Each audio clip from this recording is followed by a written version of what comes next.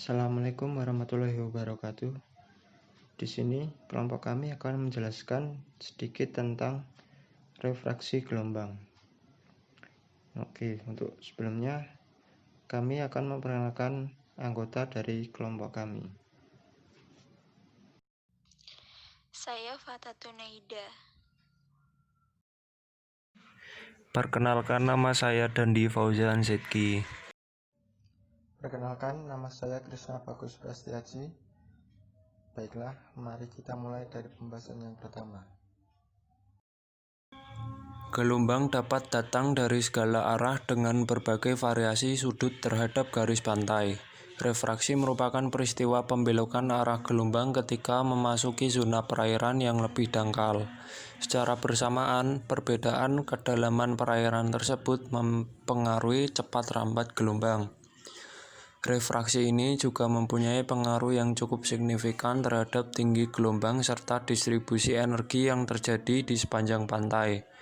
Perubahan arah gelombang karena refraksi tersebut menghasilkan konvergensi atau penguncupan dan divergensi atau penyebaran energi. Refraksi terjadi karena adanya pengaruh perubahan kedalaman laut. Di daerah di mana kedalaman air lebih besar dari setengah panjang gelombang atau D/L0 lebih besar dari 0,5, yaitu di laut dalam, gelombang menjalar tanpa dipengaruhi dasar laut. Tetapi di laut transisi dan dangkal, dasar laut mempengaruhi gelombang. Di daerah ini, apabila ditinjau suatu garis puncak gelombang, bagian dari puncak gelombang yang berada di air yang lebih dangkal akan menjalar dengan kecepatan yang lebih kecil daripada bagian di air yang lebih dalam. Akibatnya, garis puncak gelombang akan membelok dan berusaha untuk sejajar dengan garis kedalaman laut. Garis ortogonal gelombang yaitu garis yang tegak lurus dengan garis puncak gelombang dan menunjukkan arah penjalaran gelombang, juga membelok dan berusaha untuk menuju tegak lurus dengan garis kontur dasar laut. Nah, berikut merupakan video animasi penjelasan dari refraksi gelombang. This module on wave refraction will help you with this part of the assignment. As waves come into water shallower than the wave base, which is defined as a depth of half the wavelength, the orbital movement of the waves begins to feel friction with the bottom, and the waves begin to slow down. The shallower the water gets, the slower the waves go. As they get into shallower water, they bunch up together, grow taller, and eventually break. But the other thing that the waves do before they even break is what's called refraction, which is the waves bending and changing direction as they slow down in shallow water. Here's an animation that shows wave crests coming in straight to the beach. And what I want you to imagine here is that off of the headland where the lighthouse is, the water here is probably shallow, whereas it's deeper over here in these two bays on both sides. So the waves slow down more here and less here, and that causes refraction. You can see how the waves are bending and changing direction.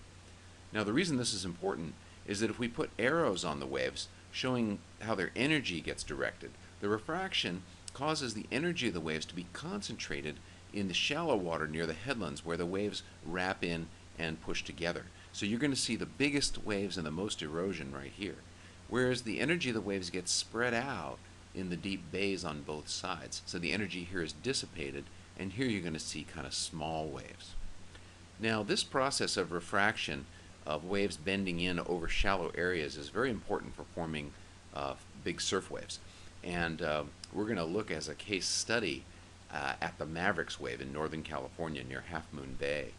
Pretty good picture of me here on the Mavericks wave. Yeah, right. Mavericks is a really marvelous wave. It only gets going a few times a year, but when it's on, it's ferocious, and it's a world famous wave. This picture shows what's sometimes thought to be the world's greatest wipeout. Jay Moriarty wipes out at the top of the wave and falls more or less 60 vertical feet through the air at the bottom of the Mavericks wave.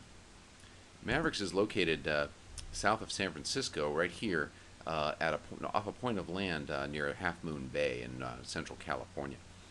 What I want you to do now is go look at the video called The Science of Big Waves that is going to explain for you, among other things, why there's a big wave that forms here at mavericks. The key is refraction.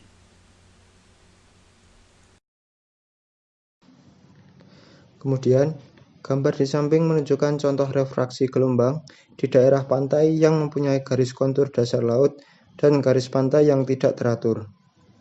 Suatu deretan gelombang di laut dalam mempunyai panjang gelombang L0 dan garis puncak gelombang jajar bergerak menuju pantai. Setelah melewati kontur dengan kedalaman relatif D per L0 kurang dari 0,5, garis puncak gelombang yang semula lurus berubah bentuk dan berusaha untuk sejajar dengan garis kontur dan garis pantai. Garis ortogonal gelombang membelok dalam arah menuju tegak lurus garis kontur. Proses refraksi gelombang adalah sama dengan refraksi cahaya yang terjadi karena cahaya melintasi dua media perantara berbeda. Dengan kesamaan tersebut, maka pemakaian hukum Snell pada optik dapat digunakan untuk menyelesaikan masalah refraksi gelombang yang disebabkan perubahan kedalaman. Dipandang suatu deretan gelombang yang menjalar dari laut dengan kedalaman D0 menuju kedalaman D1, dengan perubahan kedalaman mendadak dan dianggap tidak ada refraksi gelombang pada kedalaman tersebut. Karena adanya perubahan kedalaman, maka cepat rambat dan panjang gelombang berkurang dari C0 dan L0 menjadi C1 dan L1, sesuai dengan hukum Snell yang berlaku. Sin alfa 1 sama dengan C1 per C0 dikali sin alfa 0. Yang selanjutnya yang akan kita bahas yaitu contoh soal untuk refraksi gelombang. Suatu deret gelombang merambat dari laut menuju pantai yang mempunyai kontur dasar laut lurus dan sejajar dalam arah barat-timur. Di laut dalam, tinggi gelombang adalah 2 meter. Untuk periodenya sendiri yaitu 8 detik dan arah gelombang adalah dari barat laut, atau alfa 0 sama dengan 45 derajat. Tentukan tinggi dan sudut gelombang pada kedalaman 3 meter. Selanjutnya, penyelesaiannya yaitu L0 sama dengan L 1,56 kali T kuadrat. Tadi T yaitu periode, sudah diketahui. Jadi 1,56 dikali 8 derajat sama dengan 99,84 meter. Selanjutnya dicari C0 sama dengan L0 per T. Tadi L0 sudah ketemu 99,84 meter, kemudian dibagi dengan 8 detik yaitu periode, ketemu 12,48 meter per detik. Yang selanjutnya yaitu D per L0 sama dengan 3 per 99,84, ketemu 0,03. Untuk nilai D per L0 di atas dengan lampiran A1 didapat D per L sama dengan 0,07135, sehingga L sama dengan 3 per 0,07135 ketemu 42,05 meter. Selanjutnya kita cari C sama dengan L per T sama dengan 42,05 per 8, sehingga ketemu 5,26 meter per detik. Untuk arah datang gelombang pada kedalaman 3 meter dihitung dengan persamaan 2.14, yaitu sin alfa 1 sama dengan C1 per C0 sin alfa 0 sama dengan 5,26 per 12,48 sin 45 derajat, sehingga sin alfa 1 ketemu 0,2980. Setelah dihitung, alfa 1 sama dengan 17,34 derajat.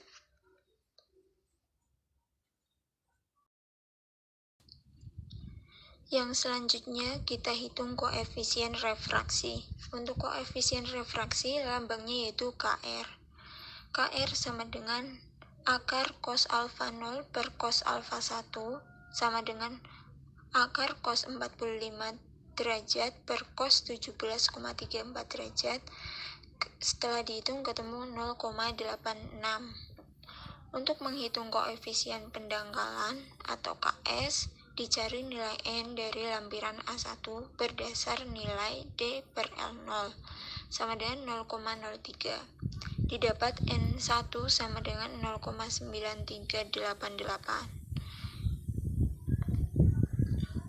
Di laut dalam nilai N0 sama dengan 0,5 sehingga koefisien pendangkalan adalah KS sama dengan akar N0 kali L0 per N1 kali L1 sama dengan kita masukkan angka-angkanya atau nilai-nilainya sehingga ketemu 1,125. Untuk nilai KS juga bisa langsung dihitung dengan menggunakan tabel A1, yaitu nilainya adalah 1,125.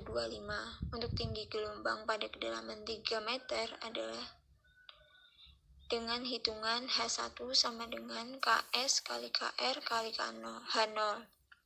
Jadi tadi H0 sudah diketahui, KS juga sudah dihitung, sehingga ketemu tinggi gelombang pada kedalaman 3 meter yaitu 1,93 meter. Ya, sekian penjelasan dari kelompok kami. Apabila ada kekurangan dan kesalahan, kami mohon maaf. Wassalamualaikum warahmatullahi wabarakatuh.